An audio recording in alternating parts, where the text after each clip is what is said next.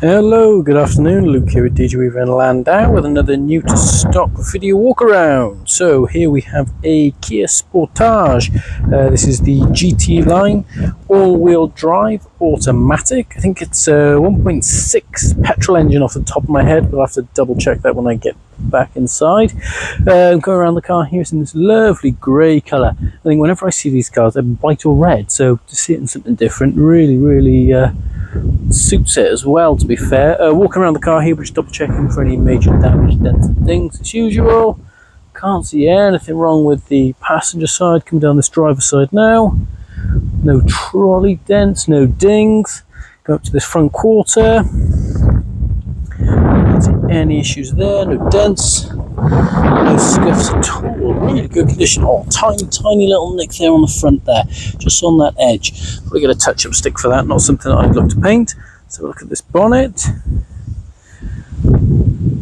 One or two stone chips, maybe. It might even just be leftover polish, to be honest. Really good condition the outside of this car. Passenger wing mirror, no problems. We'll double check the roof just to make sure we've got no dents and scratches for any bike racks and roof boxes as usual. All looks good. Let's come down this driver's side. We'll have a look at the windscreen. Wing mirror on the driver's side, all good. Let's have a look at this windscreen before we check out the wheels. And no cracks, no chips, superb. 19-inch diamond cut alloy wheels, no problems on the rear driver's side. Oh, tiny little mark there, but apart from that, all good. Front driver's side, no problems. There's a sticker that I've just taken off, so I've left a little bit of glue there. That's not damage, it's just glue. Front passenger, same again. They've got another sticker down here that I just scratched off. I'm not sure why they've done it. I'll tell you what, let me go get the tar and glue and I'll just prove that it doesn't actually come off. Why not? Attempt number 2 then, as you can see, obviously the tar and glue has removed that perfectly, but I've noticed a little bit of curving down the bottom here, but apart from that, all good on this front passenger side. Rear passenger side then, pretty good. Got a tiny little nick there, but nothing that I'd look to refurb. So inside the boot next then, we'll just make sure we've got no major damage from any loading marks. Got a tiny little scuff there, but nothing major. Rear of the seats in good condition. Right hand side, I'm not sure if that's a mark or a bit of dirt, to be honest, but either way, it's very slight, so you'd always expect to see a little bit in here. These cars are used at the end of the day. Top of the bumper, no scratches, no loading marks at all. Let's have a look at the seats. Coming inside the car now then. Have a look at these seats. What's that then? Is that folding?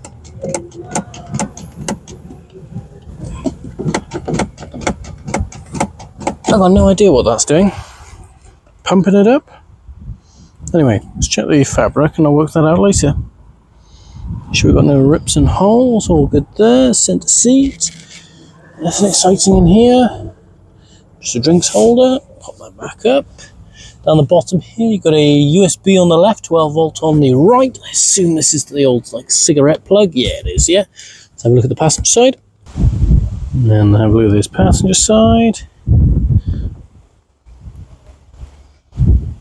No problems with the seat, with the same pump by here. Oh, you hold it down and it folds them down. That's why it wasn't doing anything. So double check this other side then. So this holds up. Is this not coming down? Right, okay, so push it down a little bit on this left-hand side. It doesn't go quite as freely. I think that's probably the weight of it being the 60 split.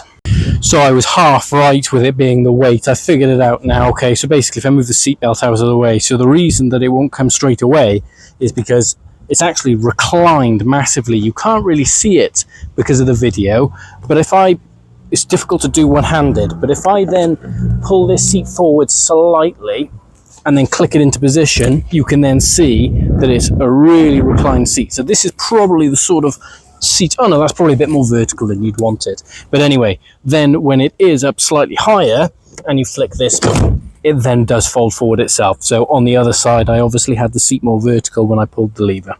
So front passenger seat now then, let's have a look at this to make sure we've got no rips and holes now that we've figured out our rear seats. All good, no problems, and it is all manually adjustable. Last but not least then, our driver's seat.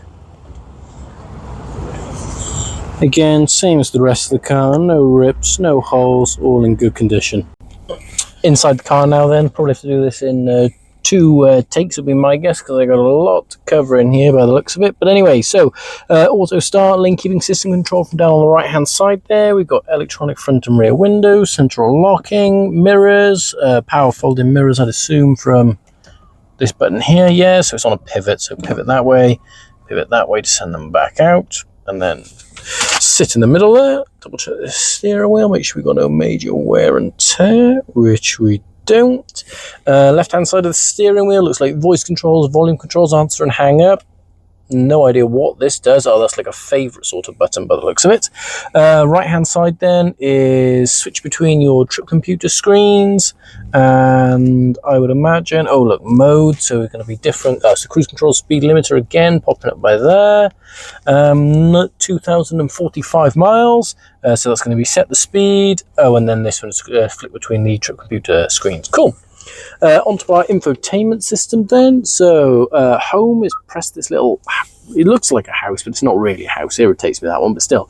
Slide back and forth on this screen to decide where you want to be. So you've got built-in sat-nav, phones, UVO, no idea what that means. Kia Live, no idea what that means. Radio is DAB and FM to bring up the system. You press the menu button here, and then you can select list. Oh, sorry, I pressed the wrong button there. Oh. Back, right, there we go. Right, now list, and then you can bring up all the different radio stations as well there for you. Settings and all that sort of stuff control from here, and we've got Android Auto and Apple CarPlay. Can't select those because it must be hardwire only, same as most of the Ford, so USB plug by there to plug those in. Onto manual buttons here, so it looks like we've got shortcuts to map. Yeah, we do. Map and navigation shortcuts by here as well. Seek. Shortcuts are shortcuts to everything there. Okay, cool. Right, let's just pause and start again as if we never left. And then we've got loads and loads of climate control buttons here as well. So it's obviously full climate control. Oh, it's a dual climate control as well. So temperature displays on the screen, but I can do passenger independent of driver, and I can have those as far apart as I want as well, which is nice. So that's that. If I press sync, I'd imagine it'll bring them back together. Yes, it does. Almost like I've done this before. So auto regulate your car, aircon cool working, fan speed selection, heated seats, so it's driver and passenger.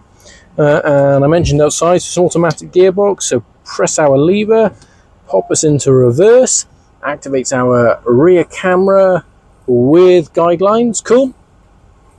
What else we got going on here? Drive modes. Are we coming through the screen or what? Well, we've probably got to be in drives it. Oh, right. You press it and it cycles through on the screen there. So you've got normal and sport. That's it. Nice and easy. Lock. So that's an all-wheel drive locking system. You don't want to drive every day like that. You only want to put it on if you are off-road and or towing something across some slippery road. That's got to be a hill descent. Yeah, it is. Yeah, downhill brake control. Cool. And then auto hold for our electronic handbrake there then. Let's have a quick look under the bonnet, which is popped up on this side. And then just a quick scout into the bonnet just to show you that it's as clean under here as it is the rest of the car. Everything super duper well look after on this car. Very presentable. Superb. Thank you very much.